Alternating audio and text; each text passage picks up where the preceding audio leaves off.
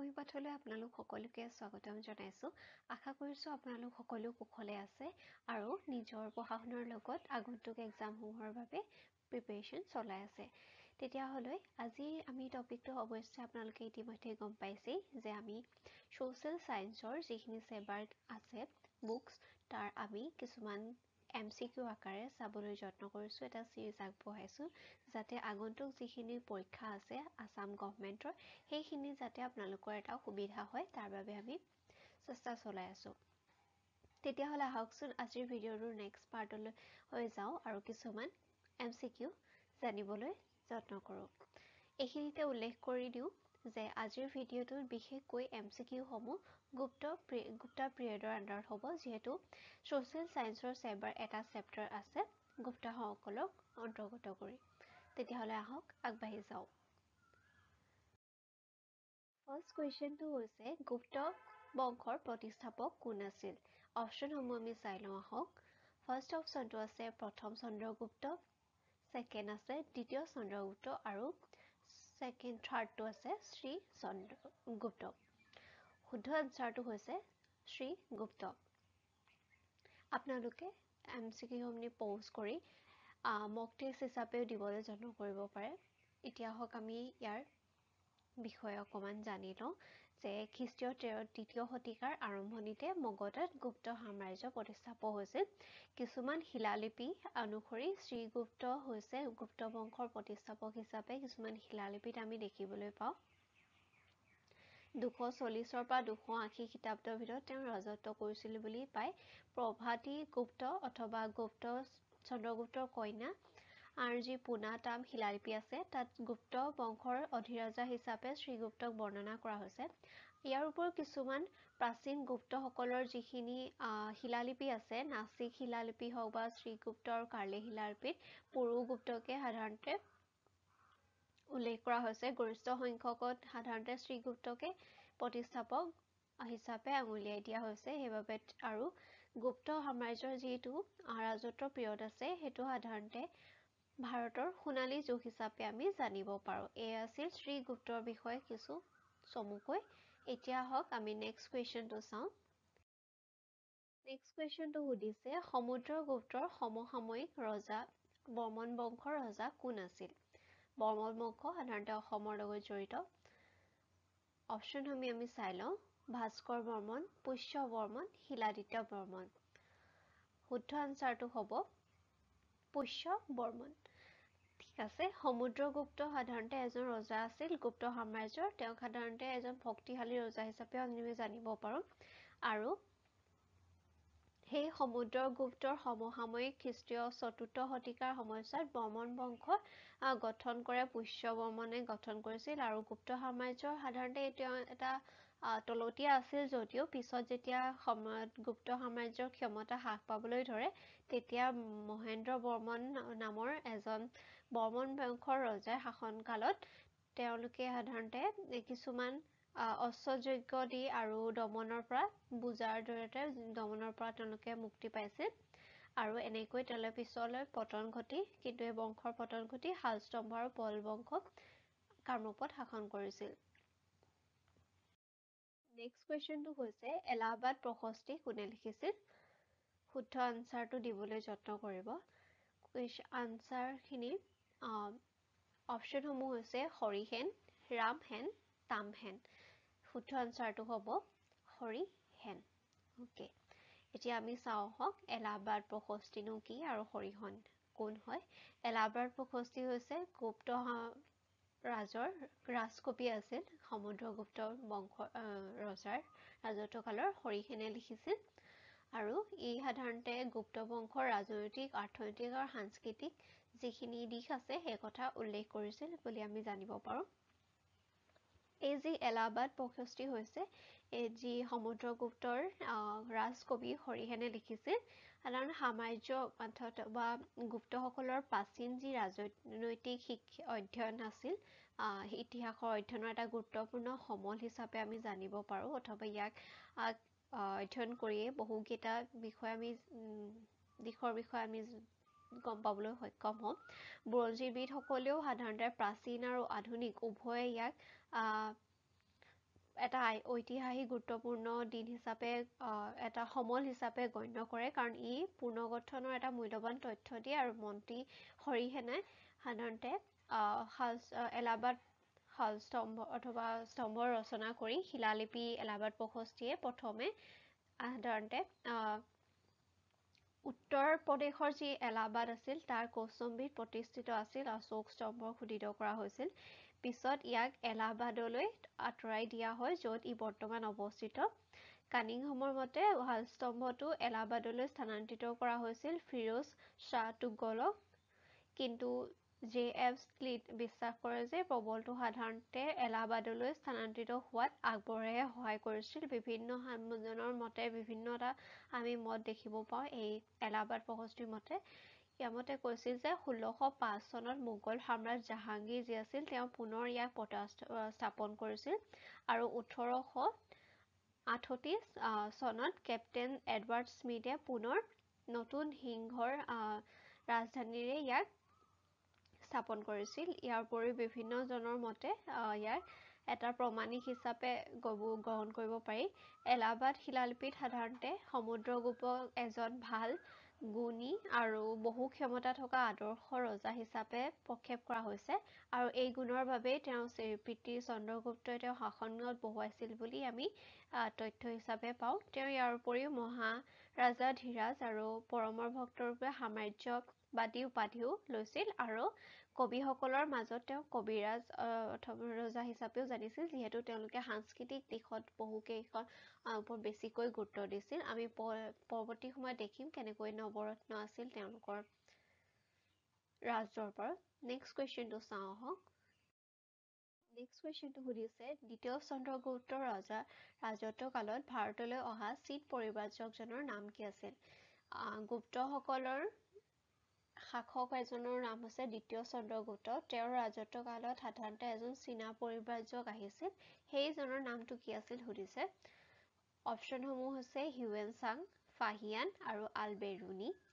শুদ্ধ আনচাৰটো দিবলৈ যত্ন কৰিব এতিয়া চাওঁ আহক ইয়াৰ শুদ্ধ আনচাৰটো কি হ'ব ফাহিয়ান হৈছে ইয়াৰ শুদ্ধ আনচাৰ ফাহিয়ান নামৰ এজন চীনা পৰিব্ৰাজক দ্বিতীয় চন্দ্ৰগুপ্তৰ ৰাজত্ব কালত ভাৰতলৈ পৰিব্ৰাজক হিচাপে আহিছিল এই ফাহিয়ান সাধাৰণতে এজন চীনৰ দেশৰ পৰিব্ৰাজক আছিল আৰু তেওঁ 399 খ্ৰীষ্টাব্দত চীনৰ পৰা আৰম্ভ কৰিছিল আৰু মৰুভূমিৰ মাজেৰে গোটেই বাটটো সামৰি পেছোৱাৰলৈকে তেওঁ আহিছিল এই ফাহিয়ানৰ যি তেওঁলোকে তথ্য লিখিছিল তাত সাধাৰণতে গুপ্ত সাম্ৰাজ্যৰ বিষয়ে বহুকেইখন সমল লাভ কৰিবলৈ সক্ষম হৈছিল নেক্সট কুৱেশ্যনটো চাওঁ আহক বিজয়ৰ বাবে ভাৰতৰ নেপোলিয়ন হিচাপে পৰিচিত সমুদ্ৰগুপ্তৰ সমল কোনবোৰ স্তম্ভৰ শিলালিপিত লিপিবদ্ধ আছে বুলি সুধিছে শুদ্ধ আনচাৰটো দিবলৈ যত্ন কৰিব অপশ্যনসমূহ আছে লোহাৰ স্তম্ভ সূৰ্য স্তম্ভ আৰু এলাহাবাদ স্তম্ভ শুদ্ধ আনচাৰটো হ'ব এলাহাবাদ স্তম্ভ ইতিমধ্যে আমি পঢ়ি আহিছোঁ এলাহাবাদ প্ৰশস্তি কি হয় সেই তাতে সাধাৰণতে সমুদ্ৰগুপ্তৰ বিষয়ে জানিবলৈ পোৱা যায় ভাৰতৰ নেপোলিয়ন হিচাপে তেওঁক বৰ্ণনা কৰা হৈছে তেওঁ উত্তৰ ভাৰতৰ কেইবাজনো ৰজাক পৰাস্ত কৰি সাধাৰণতে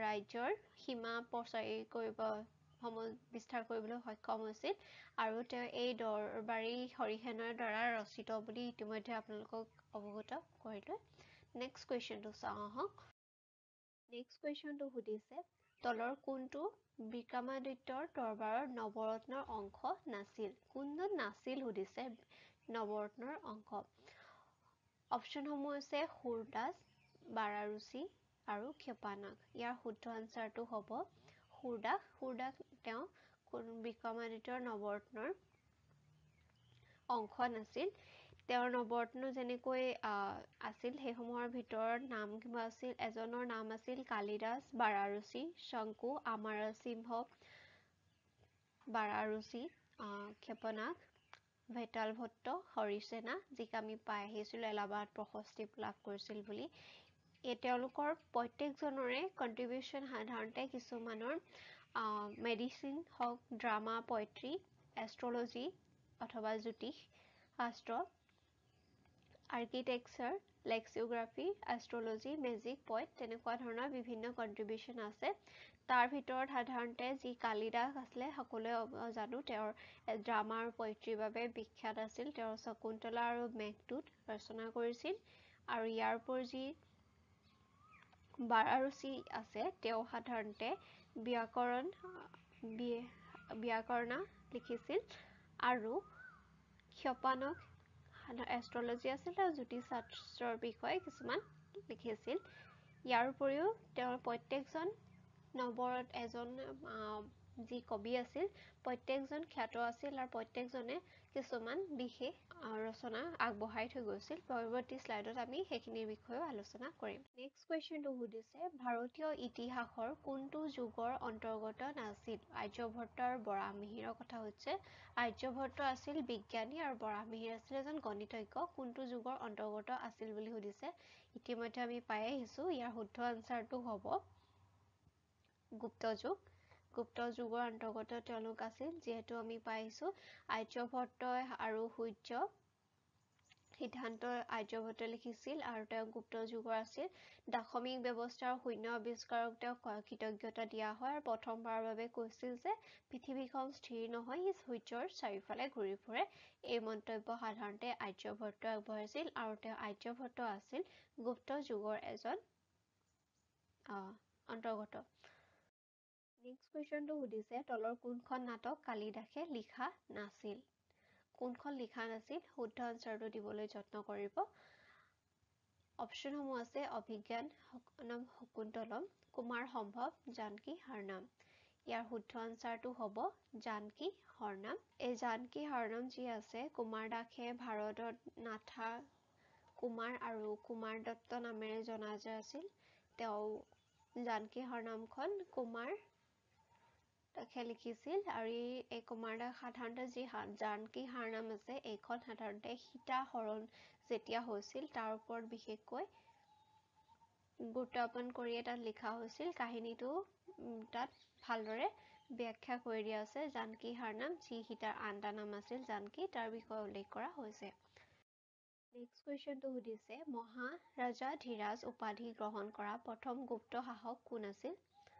অপশ্যনসমূহ আছে চন্দ্ৰগুপ্ত প্ৰথম, চন্দ্ৰগুপ্ত দ্বিতীয়, সমুদ্ৰগুপ্ত। শুদ্ধ আনচাৰটো হ'ব চন্দ্ৰগুপ্ত প্ৰথম। চন্দ্ৰগুপ্ত প্ৰথম সাধাৰণতে গুপ্ত বংশৰ প্ৰথম শাসক আছিল যিয়ে মহাৰাজা ধীৰাজ উপাধি গ্ৰহণ কৰিছিল। প্ৰথম চন্দ্ৰগুপ্ত গুপ্তৰাজা ঘটোৎকোচৰ পুত্ৰ আছিল আৰু শ্ৰীগুপ্তৰ নাতি আছিল। দুয়োকে এলাহাবাদ প্ৰশস্তিত শিলালিপিত মহাৰাজা হিচাপে কোৱা হৈছে। তেওঁ পৰৱৰ্তী অথবা চন্দ্ৰগুপ্ত প্ৰথমৰ উত্তৰাধিকাৰী আছিল সমুদ্ৰগুপ্ত আৰু তেওঁৰ শাসন কালত গংগা অঞ্চলত যি এক শক্তিশালী মিত্ৰতাৰ বাবে তেওঁক মহাৰাজা ধীৰাজ উপাধিৰে পৰিচিত কৰা হৈছিল। তেওঁ নিজৰ সৰু পূৰ্বপুৰুষৰ ৰাজ্যখনক সাম্ৰাজ্যলৈ পৰিণত কৰাৰ বাবে বিভিন্ন অৱদান আগবঢ়াইছিল আৰু আধুনিক ইতিহাসবিদসকলৰ বাবে তাক বহুলভাৱে গ্ৰহণ কৰিছিল যে লিচ্ছাছুই অথবা ৰাজকুমাৰী কুমাৰী দেৱীৰ সৈতে তেওঁ পাশত আবদ্ধ হৈ ৰাজনৈতিক ক্ষমতা বৃদ্ধি কৰিবলৈ সক্ষম হৈছিল আৰু সেইবাবে তেওঁৰ বিভিন্ন ধৰণৰ চেষ্টাত গুপ্ত সাম্ৰাজ্য এটা বিস্তাৰ শক্তিশালী ৰাজ্য হিচাপে পৰিণত হৈছিল। সেইবাবে তেওঁক সাধাৰণতে মহাৰাজা ধীৰাজ উপাধি আগবঢ়োৱা হৈছিল। এতিয়া চাওঁ আহক কিছুমান অতিৰিক্ত তথ্য যিখিনি সাধাৰণতে গুপ্ত ডাইনেষ্টিৰ বিষয়ে ইম্পৰ্টেণ্ট হৈ পৰে আৰু পৰীক্ষাসমূহত আমি দেখিবলৈ দেখোঁ। সমুদ্ৰগুপ্ত যি আছিল চন্দ্ৰগুপ্ত প্ৰথমৰ পুত্ৰ তেওঁক সাধাৰণতে কবিৰাজ বুলিও জনা হয়। ইতিমধ্যে আমি কুৱেশ্যনসমূহত পাই আহিছোঁ। তেওঁক নেপোলিয়ান উপাধি কোনে দিছিল? V.S. স্মিথে দিছিল। আৰু দ্বিতীয় চন্দ্ৰগুপ্তক সাধাৰণতে বিক্ৰমাদিত্য হিচাপে জানো। তেওঁৰ ৰাজত্ব কালত তেওঁ ৰূপৰ মুদ্ৰা জাৰি কৰিছিল। প্ৰথম কৰিছিল গুপ্ত শাসকসকলৰ ভিতৰত। ইয়াৰ উপৰি কুমাৰগুপ্ত যি আছিল অন্য এজন ৰজা আছিল। তেওঁ নালন্দা বিশ্ববিদ্যালয় প্ৰতিষ্ঠা কৰিছিল। প্ৰাচীন ভাৰতৰ গুপ্ত বংশই সাধাৰণতে তৃতীয় শতিকাৰ মাজভাগলৈকে শাসন কৰিছিল, অনুমানিক 543 খ্ৰীষ্টাব্দলৈকে। আৰু গুপ্ত বংশৰ যুগক আমি সাধাৰণতে গল্ডেন এজ হিচাপে জানো, আৰু শ্ৰীগুপ্ত আছিল ইয়াৰ প্ৰতিষ্ঠাপক, ইতিমধ্যে আমি পাই আহিছোঁ। আৰু তেওঁৰ পাছত তেওঁৰ পুত্ৰ ঘটোৎকচ ক্ৰমে আৰু চন্দ্ৰগুপ্ত তেওঁলোকে সাধাৰণতে মহাৰাজাৰ উপাধি গ্ৰহণ কৰিছে, আৰু ইয়াৰ বিষয়ে আমি ইলাহাবাদ প্ৰশস্তিত পাওঁ। এতিয়া আমি চাওঁ প্ৰত্যেকজন ৰজাৰ কিছুমান উল্লেখযোগ্য আমি অৱদান দেখিব পাওঁ তেওঁলোকৰ ৰাজত্ব কালত। প্ৰথমে আছিলে চন্দ্ৰগুপ্ত অথবা প্ৰথম চন্দ্ৰগুপ্ত। তেওঁ খ্ৰীষ্টপূৰ্ব 319 পৰা 335 শাসন কৰিছিল। তেওঁক মহাৰাজা ধীৰাজ উপাধি দিয়া হৈছিল প্ৰথম গুপ্তৰ শাসক হিচাপে। আৰু তেওঁ 319 আৰু 320 খ্ৰীষ্টাব্দত গুপ্ত যুগ আৰম্ভ কৰিছিল। সৰু ৰাজ্যখনক তেওঁ এক মহাৰাজ্যলৈ গঢ়ি তোলাত সক্ষম হৈছিল। মগধ, সাকুতা, প্ৰয়াগৰ পৰা তেওঁ নিজৰ কৃতিত্ব স্থাপন কৰিবলৈ সক্ষম হৈছিল, আৰু এইজন ৰজাৰ দিনতে সোণৰ মুদ্ৰা জাৰি কৰা হৈছিল। নেক্সট আহে সমুদ্ৰগুপ্ত। সমুদ্ৰগুপ্ত আছিল প্ৰথম চন্দ্ৰগুপ্ত আৰু কুমাৰী দেৱীৰ পুত্ৰ। আমি পাই আহিছোঁ ইতিমধ্যে যে কিছুমান শিলালিপিত প্ৰথম চন্দ্ৰগুপ্ত দেৱে তেওঁলোকৰ ৰাজনীতি শক্তিশালী কৰিবৰ বাবে কুমাৰী দেৱীৰ লগত বিবাহ পাশত আবদ্ধ হৈছিল বুলি, আৰু তেওঁলোকৰে পুত্ৰ আছিল সমুদ্ৰগুপ্ত। তেওঁ শিলালিপিত তেওঁৰ বীৰত্বৰ বাবে তেওঁ কবি দৰবাৰৰ কবি যি আছিল হৰিসেনাই তেওঁ ৰচনা কৰিছিল এলাহাবাদ প্ৰশস্তি। আৰু তেওঁ গংগা উপত্যকাৰ 9 জন ৰজা আৰু দক্ষিণ অঞ্চলৰ 12 জন ৰজা আৰু 28 জন জনগোষ্ঠীক পৰাস্ত কৰিছিল। তেওঁলোকৰ এনে শক্তিশালী কাৰণে তেওঁ বীৰত্বৰ বাবে এলাহাবাদ প্ৰশস্তিত তেওঁৰ এই বীৰত্বৰ কথা উল্লেখ কৰা হৈছিল। ইয়াৰ উপৰিও V.N. স্মিথে সাধাৰণতে সমুদ্ৰগুপ্তক ভাৰতৰ নেপোলিয়ন হিচাপে অভিহিত কৰিছিল, আৰু তেওঁ অশ্বমেধ যজ্ঞও কৰিছিল। সেয়েহে তেওঁৰ এটা মুদ্ৰাত তেওঁ অশ্বমেধৰ পুনৰাধিকাৰী হিচাপে উল্লেখ কৰা হৈছে। ছাইডৰ যি কইনটো দেখিছে সেই কইনটো সাধাৰণতে সমুদ্ৰগুপ্তৰ দিনৰ এক কইন বুলি আমি জানিব পাৰোঁ। আৰু পদ্য ৰচনা কৰাৰ বাবে তেওঁ কবিৰাজ উপাধিও গ্ৰহণ কৰিছিল, অথবা তেওঁ কবিৰাজ হিচাপেও জনা গৈছিল। তাৰ পাছত আহে দ্বিতীয় চন্দ্ৰগুপ্ত, যাৰ শাসনকাল হৈছে খ্ৰীষ্টপূৰ্ব 380 পৰা 415লৈকে। সমুদ্ৰগুপ্ত আৰু তেওঁৰ ৰাণী দত্তদেৱীৰ পুত্ৰ আছিল, আৰু ৰামগুপ্তৰ কনিষ্ঠ ভাতৃ আছিল দ্বিতীয় চন্দ্ৰগুপ্ত। তেওঁক বিক্ৰমাদিত্য হিচাপে আমি জানো, আৰু তেওঁ ৰূপৰ মুদ্ৰা জাৰি কৰিছিল। তেওঁ সৌৰাষ্ট্ৰকে ধৰি ভূখণ্ডসমূহ আৰু সংযুক্ত কৰি যিয়ে তেওঁ পশ্চিম উপকূল প্ৰদান কৰিছিল, আৰু 3খন সত্ৰপাৰা ৰাজ্য সংলগ্ন কৰি তেওঁ শক বিনাশ উপাধি গ্ৰহণ কৰিছিল। আৰু এই শক ৰজাৰ তৃতীয় গুপ্তক পৰাস্ত কৰি তেওঁ সৌৰাষ্ট্ৰ আৰু কুথিয়াৰৰ অধিগ্ৰহণ কৰিছিল। আৰু পশ্চিম ভাৰতৰ যি পিছত দ্বিতীয় গুপ্তই উত্তৰ শাসকসকলকো পৰাস্ত কৰিছিল, যেনেকৈ হুন, কম্বোজ, কিৰাত সকলক পৰাস্ত কৰি তেওঁ নিজৰ শাসনকাল অথবা শাসন ব্যৱস্থা বিস্তাৰ কৰিবলৈ সক্ষম হৈছিল। তেওঁ এজন মেধাৱী বিজয়ী আছিল, আৰু তেওঁ এজন সক্ষম প্ৰশাসক হিচাপেও আমি জানিব পাৰোঁ। তেওঁৰ নামত মুদ্ৰাসমূহত বিক্ৰম, দেৱাগুপ্ত, দেৱৰাজ, সিংহ বিক্ৰম, বিক্ৰমাদিত্য, হকাৰী আদি নামে জানো। তেওঁৰ দৰবাৰত 9টা মণি অথবা নৱৰত্ন আছিল, যি আমি ইতিমধ্যে উল্লেখ কৰি আহিছোঁ। শিল্প, সাহিত্য আৰু বিজ্ঞান আদিত তেওঁৰ 9জন যি ব্যক্তি আছিল প্ৰত্যেকজনৰে অৰিহণা আমি দেখিব পাওঁ। নেক্সটটো আছে তেওঁলোকৰ যি কবিসমূহৰ ভিতৰত কালিদাস, হৰিসেন, অমৰ সিংহ, শকাব্দ সমূহ আছিল একো এজন বিখ্যাত ব্যক্তি, যি তেওঁলোকৰ ৰচনাৰাজিয়ে বহুসমূহ অৱদান আগবঢ়াবলৈ সক্ষম হৈছিল। নেক্সটটো আহে কুমাৰগুপ্ত। কুমাৰগুপ্তৰ শাসনকাল আছিল 415 পৰা 455লৈকে। তেওঁ নালন্দা বিশ্ববিদ্যালয় স্থাপন কৰিছিল, আৰু কাৰ্তিকেয় উপশাসক আছিল। তেওঁৰ ৰাজ্য সাধাৰণতে আমি শুক্ৰাদিত্য নামেৰেও জানিব পাৰোঁ। তেওঁ শাসনকালত কুষাণসকলে ভাৰত বেদখল কৰিছিল আৰু লেখাত প্ৰথম কুমাৰগুপ্ত বিষয়ে কিছুমান উল্লেখযোগ্য হিচাপে আমি ক'ব পাৰোঁ যে তেওঁ নালন্দা বিশ্ববিদ্যালয় প্ৰতিষ্ঠা কৰিছিল। তেওঁৰ শাসনকালত ই আছিল এক উল্লেখযোগ্য। তাৰ পাছত স্কন্দগুপ্ত আহে। তেওঁৰ শাসনকাল বংশৰ শেষ মহান শাসক আছিল হিচাপে আমি পৰিগণিত কৰিব পাৰোঁ। তেওঁ দুবাৰকৈ সিংহ সোণাসকলক প্ৰতিহত কৰিছিল আৰু সোণাসকলৰ অবিৰত আক্ৰমণে পিছলৈ অৰ্থনৈতিকভাৱে দুৰ্বল কৰি পেলাই আৰু চন্দ্ৰগুপ্তৰ মৃত্যুৰ পিছৰ সাম্ৰাজ্যত অৱনতি ঘটা আমি দেখিবলৈ পাওঁ। তাৰ পাছত তেওঁলোকৰ গুপ্ত সাম্ৰাজ্যৰ অৱনতি ঘটে। এতিয়া আমি চাওঁ গুপ্ত সাম্ৰাজ্যৰ যি অৱদানসমূহ আছিল আমি ইতিমধ্যে পাই আহিছোঁ যে কিছুমান উল্লেখযোগ্য অৱদান আগবঢ়াবলৈ সক্ষম হৈছিল। তাৰ ভিতৰত আমি দেখিছিলোঁ কেনেকৈ আৰ্যভট্ট হওক বা অজন্তাৰ শিলালিপি, সাৰনাথ বুদ্ধ আদি বিভিন্ন ধৰণৰ সমূহৰ জৰিয়তে তেওঁলোকে নিজৰ অৱদান আগবঢ়াবলৈ সক্ষম হৈছিল। অজন্তা ইলুৰ চিত্ৰাংকনসমূহ সেইখিনিয়ে সাধাৰণতে গুপ্ত ৰাজবংশৰ গৰিমা সোঁৱৰাই দিয়ে। ইয়াৰ উপৰিও অসমৰ যদি চাওঁ তেতিয়াহ'লে তেজপুৰৰ দৰ্প পৰ্বতীয়া গাঁৱৰ মিকিৰ আটি, নগাঁৱৰ বৰগংগা আৰু গুৱাহাটীৰ কামাখ্যা আৰু দুধনৈৰ বৰমেধি পাৰাতো ইয়াৰ ভাস্কৰ্যৰ কিছু আমি প্ৰভাৱ পৰিলক্ষিত হোৱা দেখোঁ। গুপ্ত যুগত সাধাৰণতে শিল্প, বিজ্ঞান, সাহিত্য প্ৰত্যেকটো ক্ষেত্ৰতে প্ৰচণ্ড অগ্ৰগতি ঘটিছিল আৰু ইয়াক এটা সোণালী যুগ হিচাপে অভিহিত কৰে। কালিদাস, ভাষাশূদ্ৰ, বিশাখাদত্ত, অমৰ সিংহ আদিৰ দৰে বিখ্যাত কবিসকলে এই সাহিত্য যুগতে বহুখিনি অৱদান আগবঢ়াইছিল আৰু গুপ্ত যুগতে ভাৰতীয় মন্দিৰ স্থাপত্যৰো আৰম্ভণি ঘটিছিল। কিছুমান উল্লেখযোগ্য ভিতৰত কংকলী দেৱী মন্দিৰ, দেৱৱতৰা মন্দিৰ, ইৰাণৰ বিষ্ণু আৰু বস্ত্ৰ মন্দিৰ আদি উল্লেখযোগ্য মন্দিৰ। এই সময়ছোৱাত চিত্ৰকলা আৰু শিল্পও শিখৰত উপনীত হৈছিল।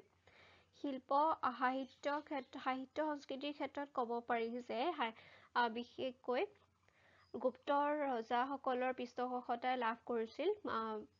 ভাষা সংস্কৃতিৰ ক্ষেত্ৰত সেই সময়ত জাতীয়তাবোধৰো কিছু বিকাশ সহায় লাভ কৰিছিল। সংস্কৃত ভাষাই উচ্চ শ্ৰেণীৰ ভাষাৰ মৰ্যাদা লাভ কৰিছিল আৰু মহাকবি যি কালিদাস, ভৰত, শূদ্ৰক আৰু বিশাখা আছিল বিভিন্ন ৰচনাই গুপ্ত সাম্ৰাজ্যৰ ভঁৰাল চহকী কৰিছিল। এই যুগতে যেনেকৈ এলাহাবাদ প্ৰশস্তিৰ বিষয়ে আমি আলোচনা কৰি আহিছিলোঁ। ইয়াৰ উপৰিও পুৰাণ, ৰামায়ণ, মহাভাৰতৰ দৰে বিখ্যাত গ্ৰন্থসমূহ এই যুগতে পুনৰ মুদ্ৰিত কৰা হৈছিল। ইয়াৰ উপৰিও দ্বিতীয় চন্দ্ৰগুপ্তৰ যি ৯ গৰাকী সাহিত্যিক আছিল তেওঁলোকৰো সমাহাৰ ঘটাইছিল। সাহিত্য সংস্কৃতিৰ ক্ষেত্ৰত বিজ্ঞান, জ্যোতিৰ্বিদ্যা আৰু গণিত শাস্ত্ৰৰ ক্ষেত্ৰতো প্ৰসাৰতা লাভ কৰিছিল। আৰ্যভট্টই আৰ্যভট্টীয় নামৰ ঘটনা ৰচনা কৰিছিল। পৃথিৱী যে চাৰিওফালে ঘূৰে সেই কথা উল্লেখ কৰিছিল আৰু পৃথিৱীৰ ছাঁটো চন্দ্ৰগাত পৰাৰ ফলত চন্দ্ৰগ্ৰহণ হয়। এই দুটা বৈজ্ঞানিক ব্যাখ্যা আৰ্যভট্টই গুপ্ত যুগতেই উদ্ভাৱন কৰিছিল আৰু এই যুগতে বৈজ্ঞানিকসকলে গণিতত দাশমিক পদ্ধতি, শূন্যৰ ব্যৱহাৰ আৰু স্থানীয় মানৰ ধাৰণা আদি তথ্যসমূহ উদ্ভাৱন কৰিবলৈ সক্ষম হৈছিল আৰু জ্যোতিষ শাস্ত্ৰৰ ক্ষেত্ৰতো বৰাহমিহিৰ দৰে ব্যক্তিয়ে বৃহৎ সংহিতা নামৰ পুথি ৰচনা কৰিছিল আৰু চৰক আৰু সুশ্ৰুত আছিল চিকিৎসা শাস্ত্ৰৰ ক্ষেত্ৰত দুখন উল্লেখযোগ্য গ্ৰন্থ যি গুপ্ত সাম্ৰাজ্যৰ ক্ষেত্ৰতে সময়তে উল্লেখযোগ্যভাৱে আগবাঢ়ি আহিছিল। এইসমূহ আছিল কিছুমান উল্লেখযোগ্য গুপ্ত সাম্ৰাজ্যৰ উল্লেখযোগ্য অৱদান যিয়ে আমাক অনুমান কৰিবলৈ সক্ষম হওঁ যে গুপ্ত সাম্ৰাজ্যক কিয় গোল্ডেন এজ হিচাপে অভিহিত কৰা হয়। এয়া আছিল আজিলৈ। এইখিনি আশা কৰিছোঁ এইসমূহৰ দ্বাৰা আপোনালোকে সক্ষম হ'ল কিছু গুপ্ত সাম্ৰাজ্যৰ উত্থানৰ বিষয়ে জানিবলৈ। পৰৱৰ্তী ভিডিঅ'সমূহত আমি পৰৱৰ্তী কিছুমান MCQ লৈ আহিম। তেতিয়ালৈকে আশা কৰিছোঁ আপোনালোকৰ নিজৰ প্ৰিপেৰেশ্যন এনেদৰে আগবঢ়াই যাওক আৰু প্ৰিপেৰেশ্যন যাতে এনেদৰে আগবাঢ়ি যায় আৰু তাৰ প্ৰিপেৰেশ্যন যাতে আমি আপোনালোকক সহায় কৰিব পাৰোঁ সেয়াই আমাৰ লক্ষ্য। যদি ভাল পালে ভিডিঅ'টো লাইক কৰি দিবলৈ নাপাহৰিব। ধন্যবাদ।